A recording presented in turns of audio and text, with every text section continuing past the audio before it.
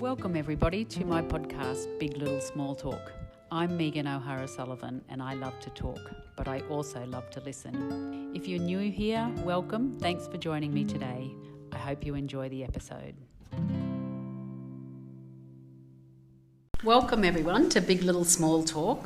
I have someone with me today who I'm sure you're all going to be very interested in, but I will do the big reveal in a minute. So welcome Shane Sullivan. I'm going to ask you a yes or a no question, Shane, to start with. Are you, Shane Sullivan, a solidly built prop, was considered the bolter of the 1969 Wallaby Tour to South Africa, not due to his rugby abilities, but more because of two highly rated front row forwards who did not win selection? No. Okay. Are you Shane Sullivan, writer, editor and photographer at Green and Gold Rugby? No. All right. What about this one? We must be getting close. Are you Shane Sullivan with a sister called Megan? Are you my brother? I have a sister called Megan. Yeah, certainly. Spelt differently to your Megan, though. Yes. All right. So then that's a half. That's a half a yes. That's a half a tick. Are you then Shane Sullivan, the new CEO of the Western Clydesdales? I most certainly am. Finally, I have a win. I get you. So welcome to Big Little Small Talk, Shane, and thank you for being my guest. Thank you, Megan. So we met yesterday at a business breakfast for the Western Clydesdales. Now, I want to go into the history of the Clydesdales in a minute because it's such a fascinating story, even for someone who's not a real rugby league person like myself. But for you, I want to know a little bit about your history and how you came to be the new CEO of the Western Clydesdales.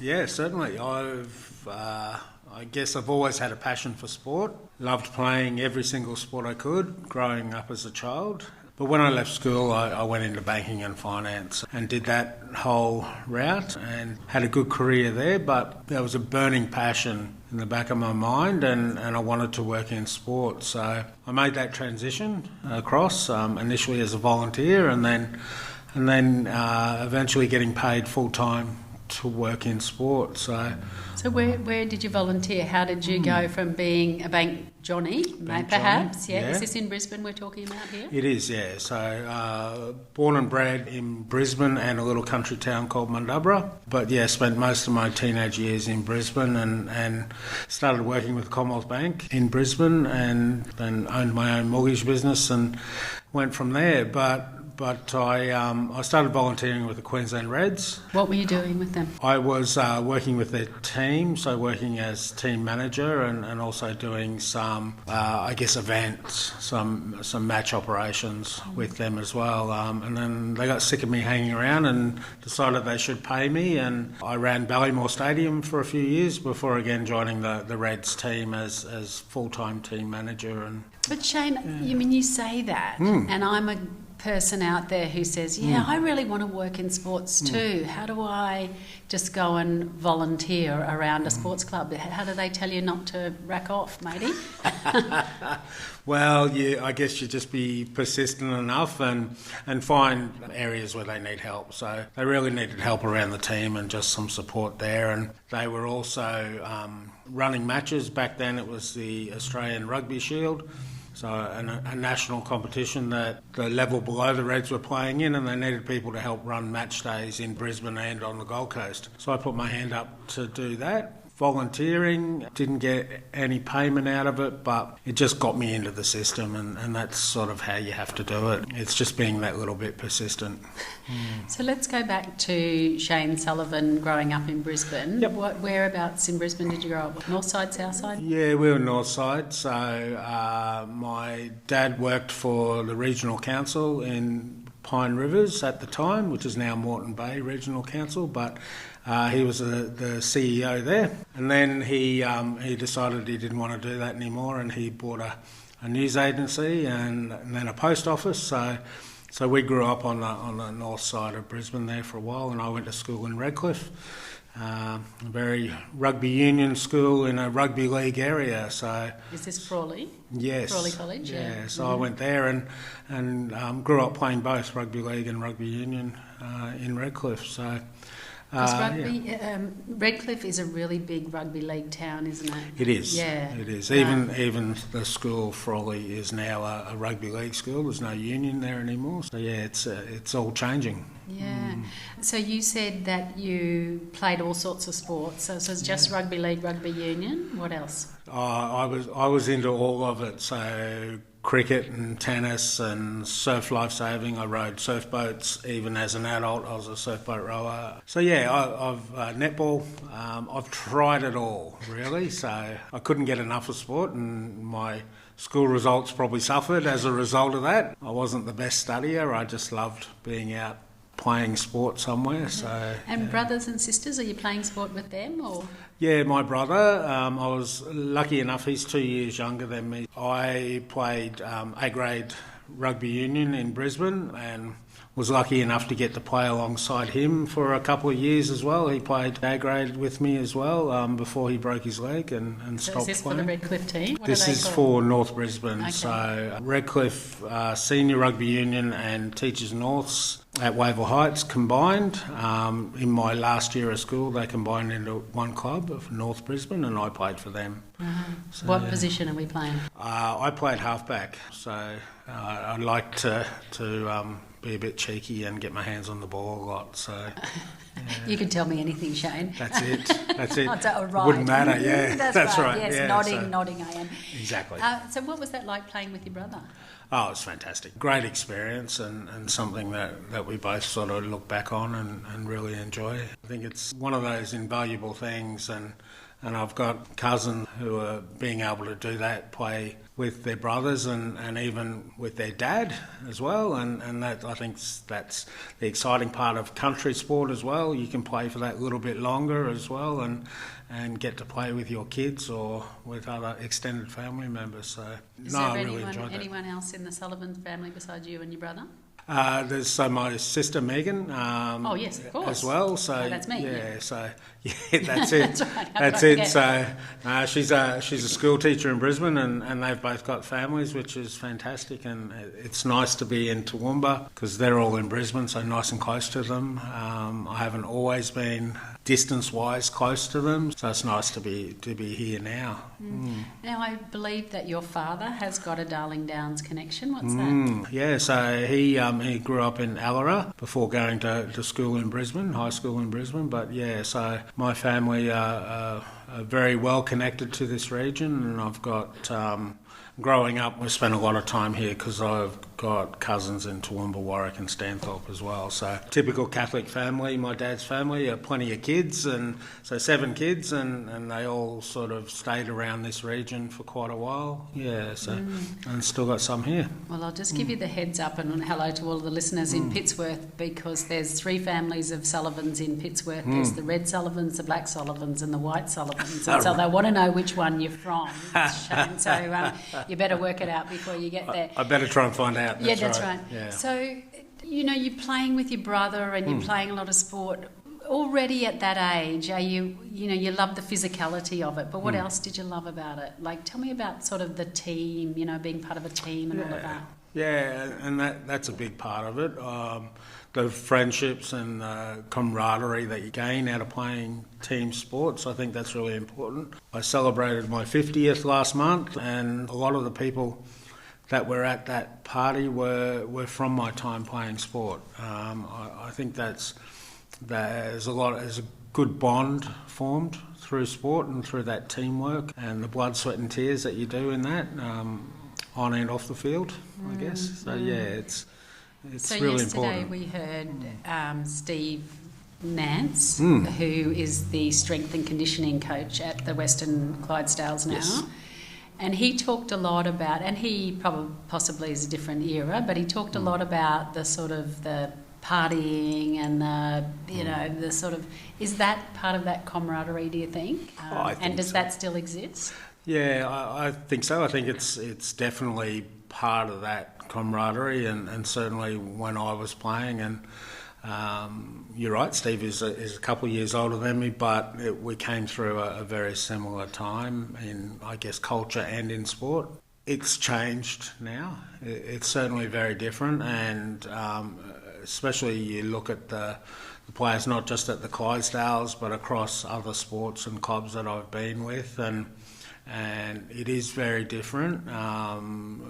The culture is not as, I guess, there's not as much partying there. There is a bit of a job that they want to do, and then get in and get out and spend time with family and things like that. So it is different, and it's probably for the better as well. Well, that was my very next question. Yeah. Is it for the better, and or is it harder to build that team if you're not got a shared experience, or do you do different things? Do you do yoga together? Do you go and have a meditation session together? Or? Yeah, and that's just it. They certainly, as a club, we try and find ways that they can bond together differently, and we try and build that into our pre-season as well. So there'll be a lot of team building sort of activities and just a lot of spending time together, barbecues and that sort of thing. During the season, you're right, those recovery sessions are how they do that, and they get together in groups and do the saunas and ice baths and all that sort of thing together as well. So not so much Mad Mondays anymore? Not so much. Look, it still happens, there's no doubt about that, but it's not the same wild free-for-all that it used to be. And as an administrator in sport now and not a player, I think that's for the better. The shoe is certainly on the other foot now with me, yeah. You're lucky you went through it, but you don't want to be in charge of people going through it anymore. Correct. So do you think the whole role of social media, has that changed things? Because people behaving badly, is it just captured more, or there's just a different expectation of people's behaviour now because they are community leaders? Yeah, I think it's a combination of the both. Look, certainly the ability to have cameras and video on your phone and people capturing things that are probably in the past have not been captured or more private, and people are using that is certainly something that has changed the culture and attitude. Look, I also see there's just a general change in athletes around. I guess it's harder and the pathways are narrower these days to be able to be successful in your sport. In my day, you could be playing in Toowoomba and still get picked for Queensland. Now you've really got to be at that top level and within a small group to be able to get picked to make that next step. And so I think there's a bigger focus from those athletes that do want to succeed on what their expectations and what they need to do in that space. Tell me about the difference between rugby league and rugby union culture. There's probably not a lot. Probably people don't expect that answer. But a club is a club, and footy players are footy players, and they are all the same. It is just a very different game with different rules and a couple of extra people on the field with rugby union compared to rugby league. But at heart and by nature, they are all the same beast. I think they're all just people who enjoy that contact sport and that team camaraderie. Do you think that the sort of celebrity type status of athletes now has changed things? Definitely, yeah. And look, I've seen that coming through and working in grassroots and in the fully professional side of sport, I've seen that. And as much as players don't like it, they have to be role models. There's no doubt about it. They are seen on TV, they're seen in newspapers, they're seen walking down the street here in Toowoomba. They are role models for the kids coming through and just for their peers, really. So I think that's really important that they do embrace that and they do understand that comes with playing sport these days. I know it's challenging for them, and I know they don't always sign up for it, but I think it's sport provides such an avenue for them to do something that they love and ideally get paid for it. And I think with that comes a responsibility, and sport has such a big presence in the Australian culture as well, that I think that they are going to be admired if they are successful at something that they do. I'll just remind the listeners that you're with me, Megan O'Hara Sullivan, talking to another Sullivan, Shane Sullivan, who is not my relative, but he is the CEO of the Western Clydesdales, the newly reformed Toowoomba team. And we're talking about football, of course. What else is there? That's well, right. It's not the round game, but we were talking about the expectations on professional athletes, Shane. Do you, is there any psychological testing before, or people just are good at a school level and then they get picked higher and they, like, is there ever any kind of, A, counselling and support psychologically, and B, where someone is saying, I just don't think this person has the personality or the psychological wherewithal to be able to handle this as a high pressure job? There is. It's probably not like going for a job where they do psychological testing. It's probably a little bit more informal than that. We certainly do. Every club has some sort of health and wellbeing program for the players in our competition and higher competitions than us as well, and we have access to support there for the players. So that side of it is covered. When it comes to whether they're, I guess, mentally able to handle the challenges and rigours, that's something that we learn over time with players and try and put some support in there for them along the process, and that's where our coaching staff see them firsthand, and that's why it's important to have the right coaches in place as well. And I think that especially at the Clydesdales we do through Jason Elchin. He's a very good man manager and very good at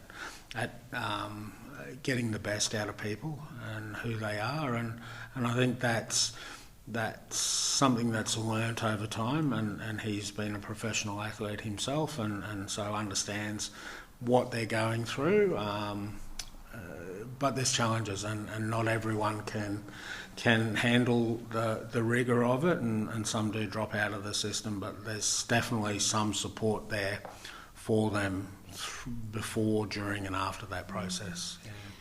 Shane, do people, say for this new Western Clydesdale team, do people have to come from a certain area, or how are they recruited? No, they don't have to. We've pulled together a squad of approximately 32 players at the moment for our top side, and that's been up and down. 11 of those players are from the region. The rest we've recruited from Brisbane or Sydney or Auckland or North Queensland. So I guess we're playing in a statewide competition, so to be competitive we do need to try and find the best players.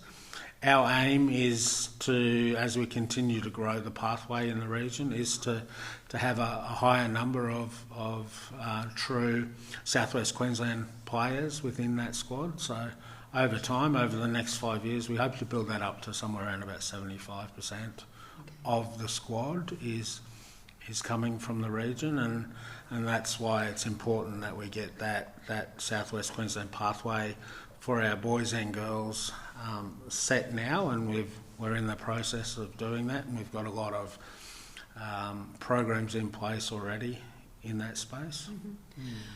I want to talk about the club, and particularly the history of the club in a minute, but I just wanted for you to take me on that journey. So we're at Ballymore. We're being the is it the facilities? You're running Ballymore. Yeah, operations manager. Operations manager. Yep. So then, what happened after that?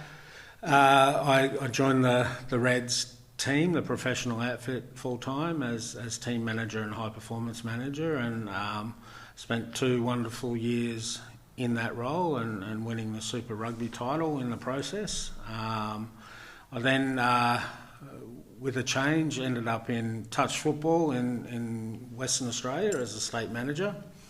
And then I stayed in Perth for another 2 years and was the general manager of high performance for the netball club over there, so West Coast Fever. and that was at a time when they were transitioning out of semi-professional into fully professional athletes. So that was a really exciting time in the netball competition as well. Then ended up back in Queensland, running my old club, North Brisbane Rugby Union, for 3 years, and then I went to Sydney for 2 years as General Manager of Gordon Rugby Union, which is in the Shute Shield, the top rugby union comp in New South Wales, before then heading to Darwin, so all around the country. So I spent 2 years in Darwin as the CEO of Northern Territory Rugby Union, and then Western Clydesdales were looking for a CEO, and I jumped at the chance to come back. You're back. Tell me about the difference between men and women's sport. I know that's a big question. That's huge. What about what are the sort of glaringly obvious things about culture and team building and all of that? Yeah, there's. Look, I've got to say, and I still believe it. The semi-professional athletes for the West Coast Fever when I was there were a lot more professional and were a lot more driven to succeed than any of the male athletes I've ever seen. Why was that, do you think? I think because they were always, I guess, had to fight for their chances. Hungry. They had to fight a lot more, so they were hungrier. And I was really, I guess, coming from that mainly male-dominant rugby union background. I certainly was surprised at how strong mentally and physically that they were. Even now with our Western Clydesdales club, we've got an under-19s girls team. We are looking to build an open women's team for acceptance into the statewide competition either next year or the year after. We've got a squad of 40 girls training at the moment for that open program. We don't even have a guarantee of a team, but they are determined to succeed. They are very determined to be a part of that. They're all local girls, and I think they can see that chance there, so they're a lot more hungry, a lot more determined. Where I guess, unfortunately, we see in the men's game, we see some of the guys, if they're not getting an easy chance, they are dropping out. They're not as mentally as strong as the girls. The girls listen a lot more as well. So they're actually keen to soak up knowledge, whereas some of the boys, because they've been doing it since they're running around as a kid in the backyard, they're not as easy to coach as well. So the girls just soak up knowledge, and I think that's really important. What was the statistic yesterday that Steve said about the only growth in the rugby league is in the women's? Did I get that right? Yep, that's right. So that's the fastest growing part of our game, and we're still only scratching the surface in that. There was a time where girls could only play up to the age of 12, and then they had to stop playing because they couldn't play with the boys anymore, and then they would head off to other sports such as touch football and netball and those sort of things, and then hopefully would come back if there was a women's team later on. But now we're completing that pathway, and girls can play all the way through, and now there's professional opportunities as well with the NRLW and the ability to represent Queensland and Australia and go to World Cups playing for Australia as a woman. So that is the fastest growing part of our game, and an exciting part as well, because they've got skills. The ones that you said that you've recruited from here, that you've got that squad, are they playing, they get a game every week, and what's the sort of day-to-day with them? Yeah, so they're all semi-professional, so all of our players at the moment still work or study. Or is this the men as well? The men as well, okay. Yep. So, and then if they're not playing, so we don't have a women's team at the moment. Our girls' 19 season has finished, so if you're not in our Host Plus men's side or our under 21 men's side at the moment, you're playing in the local Toowoomba competition. So even those players that we've recruited in from elsewhere, we've assigned them to a local Toowoomba and regional team. So if they're not selected in our match day for this weekend, for example, they're playing with in the local Toowoomba competition as well. And the men are not playing in the Queensland Rugby League comp, are they? They're playing in the Host Plus. So tell me about how that hierarchy of stuff works. Yeah, so that's the level below the National Rugby League, the NRL competition. So that the Broncos and Gold Coast Titans and Cowboys and Redcliffe are playing in, it's the level below that. So it's the feeder to that. And we've got an affiliation, a feeder link with the Canterbury Bankstown Bulldogs in Sydney. So we get support from them through coaching and 3 of our players went down there and did a pre-season with them, which was fantastic. They came back looking fit and strong, and that was good. So yeah, we fully understand that we're that development pathway for the men and the women, and ideally we'd love to see them all go on and play in that National Rugby League competition. And would there be a chance that the Western Clydesdales gets in the National Rugby League? Yeah, certainly. They're looking at expansion over the next 4 or 5 years of that. I'll be honest, we are not ready yet, but in the future there's no doubt that we do see this Western corridor, this region, and that may include Ipswich as well. Would be good to have a Ipswich Clydesdales combined bid, I guess. It makes more sense to do that, and to have a region covered, a region that historically is very strong in rugby league, and I think at that top level, I think we could see something in the future. So tell me about that. Like, people talk about the Darling Downs and sort of, as you say, this corridor out further out west. Why is it a breeding ground for good rugby league players? Well, I think it's the history of the game here. I think good, strong country people who used to love to play rugby league, it was the hard-working people's game is how it always came through, and how it was sold to us as kids, I guess. The Darling Downs and Southwest have developed some iconic players over the years, and we've seen them come through. Darren Lockyer from Roma and Arthur Beetson and plenty of others.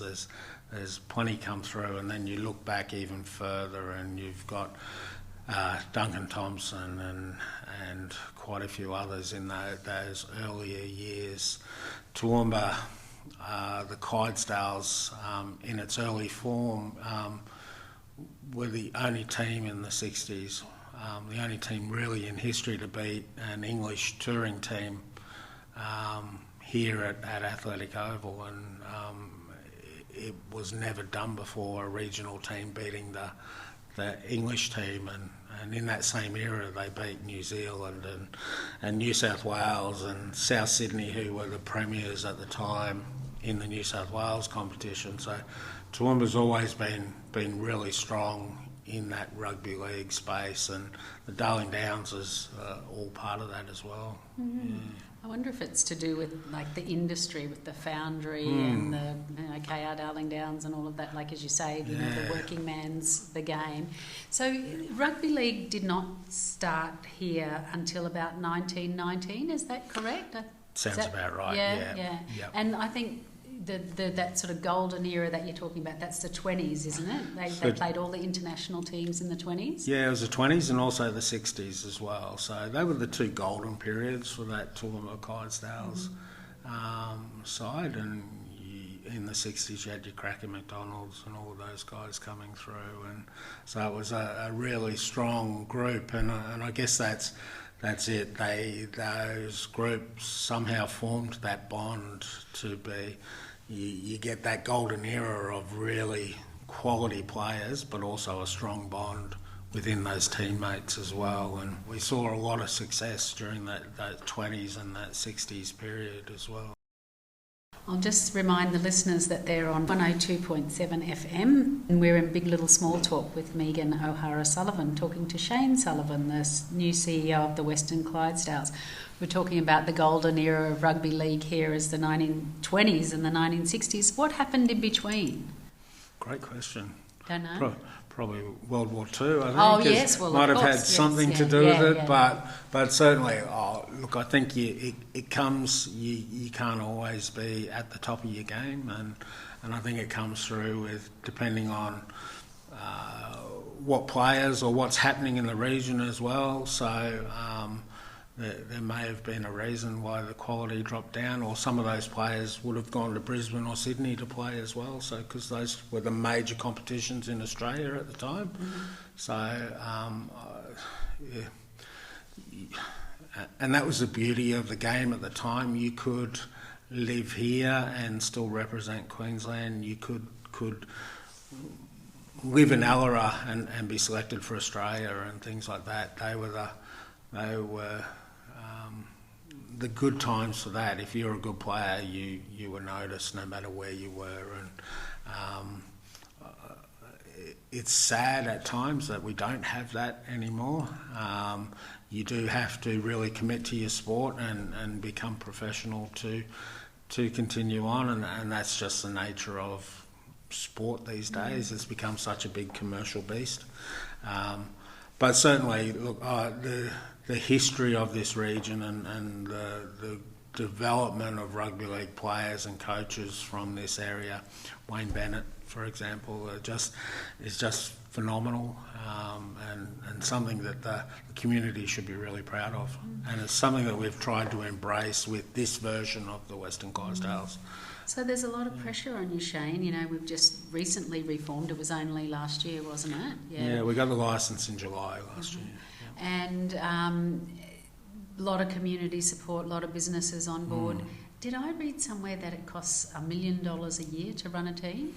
Yeah, we're about $1.2 million business at the moment. So, it's not small change, and that's running 5 teams, so 3 underage teams and 2 men's teams. Next year, hopefully, we'll have that women's team. So there's another 80 to 100,000 on top there that we'll need for that. And so how do people in the region support it? Come along to the games?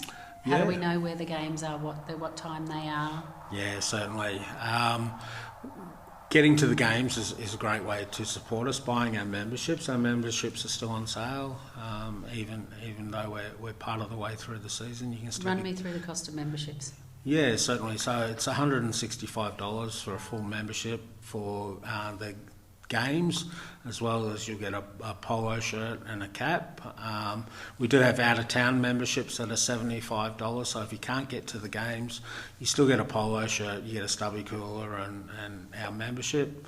So the $165 gets you into all the games? Into the games which as well. Which are played at? At Toowoomba Sports Ground or Athletic Oval or Clyde Stadium, whichever one you know it as.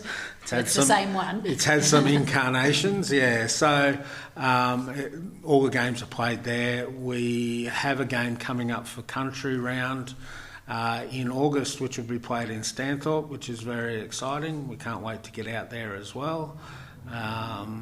But yeah, all our games are played in Toowoomba at the moment. So head to our website, which is westernclydesdales.com.au, and you'll find all the information you need for memberships and match times and all of that there. So if people aren't necessarily wanting to go to the games, they could, I would imagine, make some sort of donation, or is there any other way that you can support the club? Yeah, certainly. If you're a business, we're looking for partners, especially around those pathway programs at the moment. It's costing us around about $75,000 for the year to run our pathway programs right across southwest Queensland. So from Gatton through to Roma and beyond, up to Kilcoy in the north. So it's quite a large area we've got to cover. So we do need assistance in that space. We also have the Clydesdales Community Foundation as well. So any donation that you do make to that is tax deductible.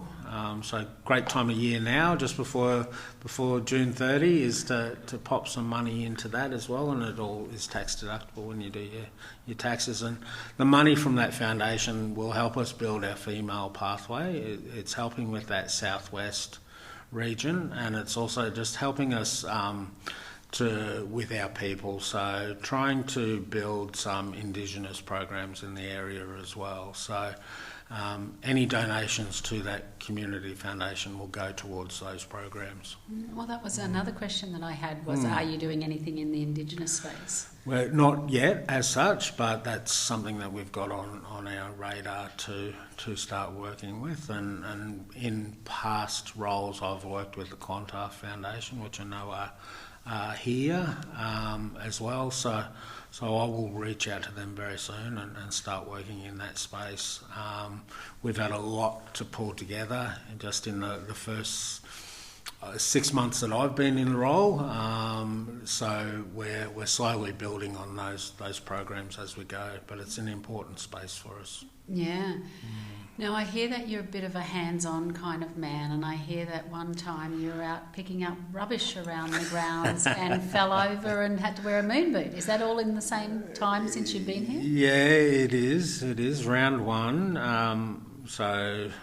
Our third game, we had 2 trials, and then our very first competition game at home.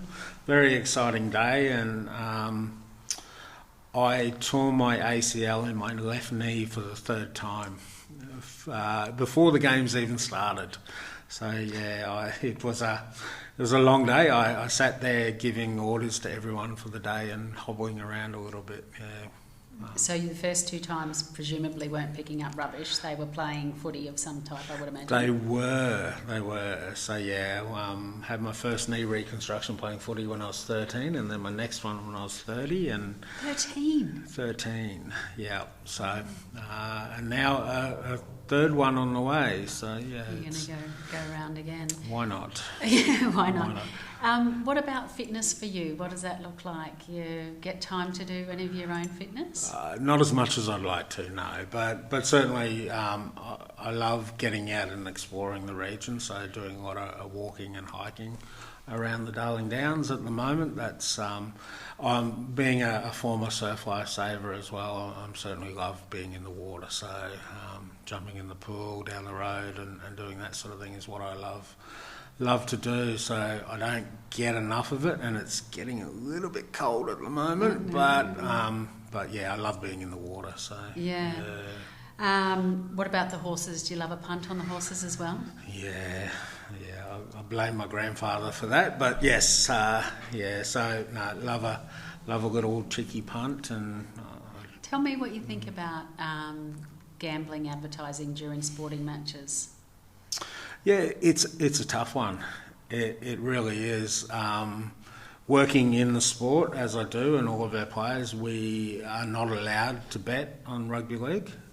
It's part of our code of conduct from the NRL. Even if it's not our competition, we can't bet on it, and I think that's important. That you can't do that, and I had the same in rugby union as well. But look, I think it's a necessary evil. Unfortunately, there is a lot of money in gambling in Australia, and as long as some of that is coming back to the community space, and we've got the Queensland Gambling Benefit Fund that organisations can apply to for funding, and that comes from gambling. Are you?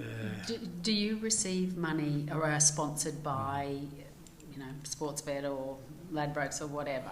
Are you the club particularly, or all the rugby league, or? No.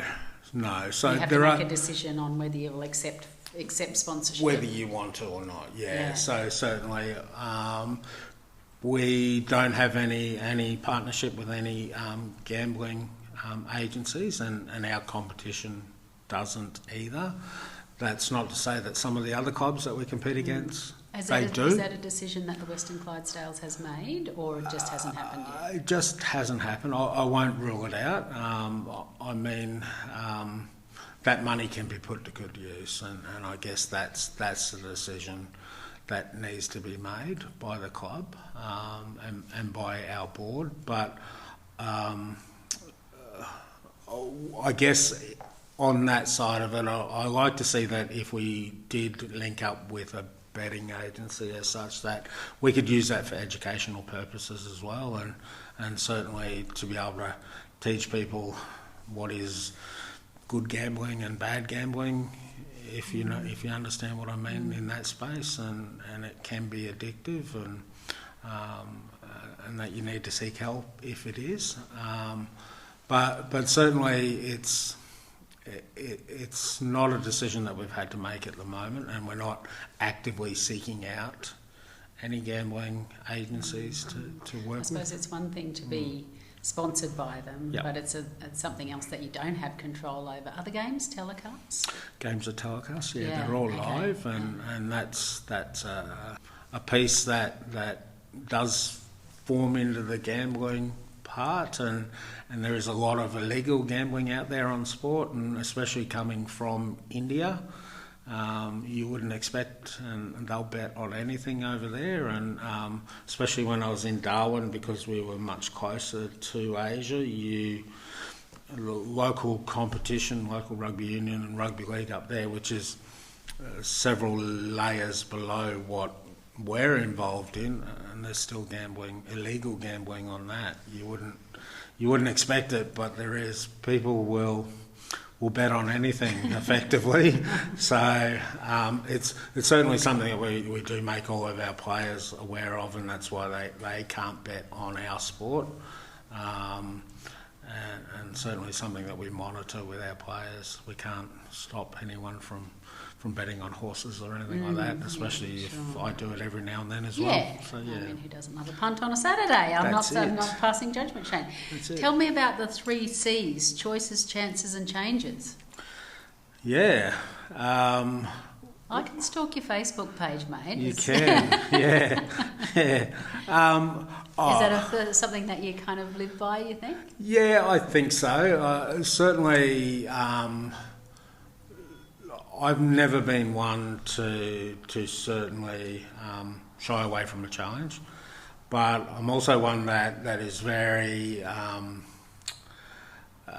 I live by the choices I make in life, and certainly I'm a big believer that if you're not happy in a situation, you can make the change. So you can make the choice to make the change, and that's what I've certainly done throughout my working career, and I guess personally in life as well. I haven't thought about that for a little while, but yeah, it's certainly something that I try to live my life by. I don't want to be stuck in any sort of situation, so you can make those choices to make those changes and take chances. I mean, I took a chance when I moved from a very lucrative mortgage business to work in sport, which I'm getting paid a lot less than owning my business, but I made that choice to do that because that was my passion and what I wanted to do, and I want to enjoy life. Now, Shane, I didn't give you the heads up, which I normally do for all my guests on Big Little Small Talk, but I always ask my guests,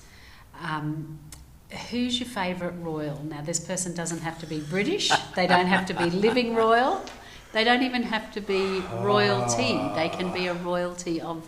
One lady who was an entertainer told me that her favourite royal was Elvis Presley because he is the king after all. So hopefully I've given you enough time to find an answer for me. Who's your favourite royal? Well, can anyone go past rugby league royalty and King Wally Lewis? Why? Yes. No. Do you walk past the statue there at Lang Park and give him a little rub on the tummy? I have done many times, yeah. Yep. So, no, look, I grew up watching Wally play and just a phenomenal talent, and someone who was miles ahead of anyone else in a game. He could read a game of football and understand what was happening 5 plays later, where I think most of us, and even me included as a player, never could have achieved anything like that. So King Wally is my favourite royal. Good one. I love it, King Wally. Is just quickly before I let you go, what the whole thing with concussion and being much more mindful of that now, and older players now who are sort of suffering the consequences of the not being very mindful of concussion. Like you much more sort of, there's much more stringent rules around it and things, aren't there? There are, yeah. We have head injury assessment within our game, so if someone is even suspected of a head knock, or if there is a head clash within a game, they do get brought off immediately to be assessed by a doctor. And all the players do in the pre-season do testing, so that when they're assessed by that doctor, they have to repeat some answers and responses that they previously gave during the testing. And there is some mandatory sitting out times if they are assessed as being concussed, and have to work through a process. For under 18s, it's 19 days, and it's 12 days for anyone over 18, and I think that's really important, and you must be assessed by a doctor twice during that period as well. So it's certainly changed a lot from when I was playing, and I think for the better. We're certainly seeing now across all of the contact sports that there are brain injuries occurring from previously, where people weren't looked after, or as a stubborn player you stay out there when you probably should have come off and do suffer more damage. So I think the rules have changed there now, and I think that's really important, and the safety of the players is paramount in that space. Is there, this is sort of like an overheard conversation from my husband watching the footy show. Yeah. Is it Mario, the fellow who's Mario got the... Fennick, yes. He's got the acquired brain injury. Yes. Is there, and I'm not sure whether he is or not, but is there sort of a backlog of people sort of wanting to sue the rugby league for injuries sustained? Not at this stage, but I'm sure it will happen over time, and I'm sure there'll be more and more.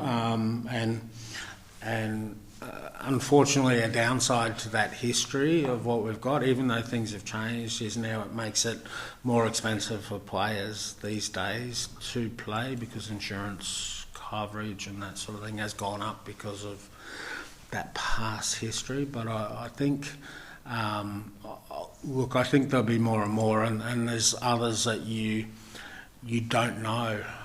Paul Green recently passed away, and they found afterwards that there was some damage there from his time playing as well, and that caused, led to his death, I guess. So there's, it's probably more so in the US at the moment with the NFL over there, and while they wear the helmets and all the protection, that just gives them even more bravado to hit each other even harder and less safely. Whereas our game has always been fairly strong on not attacking the head, and I guess since the 80s has tried to improve that side of the game all the way through. But there's bound to be some and more cases that do come up over time. The nature of the game. Yeah. Last question, Shane. What's the song that can't keep you off the dance floor? You'd be a dancing man, I can tell. I was in my younger days. Lots of Catholic balls, lots of dead balls, lots of, Yeah. dances at school. Yeah.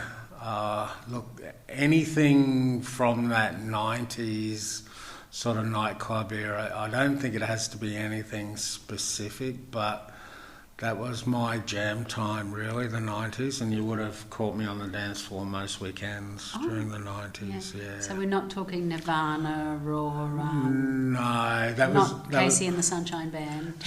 No. I haven't quite got it right, have Sort I? of somewhere in between those two, I think, yeah. Yeah, so no, I can't think of anything specific, but sort of anything around that time I think would have had me up on the dance floor, yeah. Rum and coke in each hand. Of course. Shane, it's been such a delight to talk to you. You've opened up my world of rugby league. I wish I knew more about it and could ask more insightful questions. I guess I just want to know about the relationships really in the game and how the team works and the team spirit. So you've got a big job ahead of you, a big mantle to carry for people's expectations in this region, but I hope we get behind you and support you, and the Western Clydesdales are every bit of success that they deserve to be. Wonderful. Thank you, Megan. Thank you. Yeah.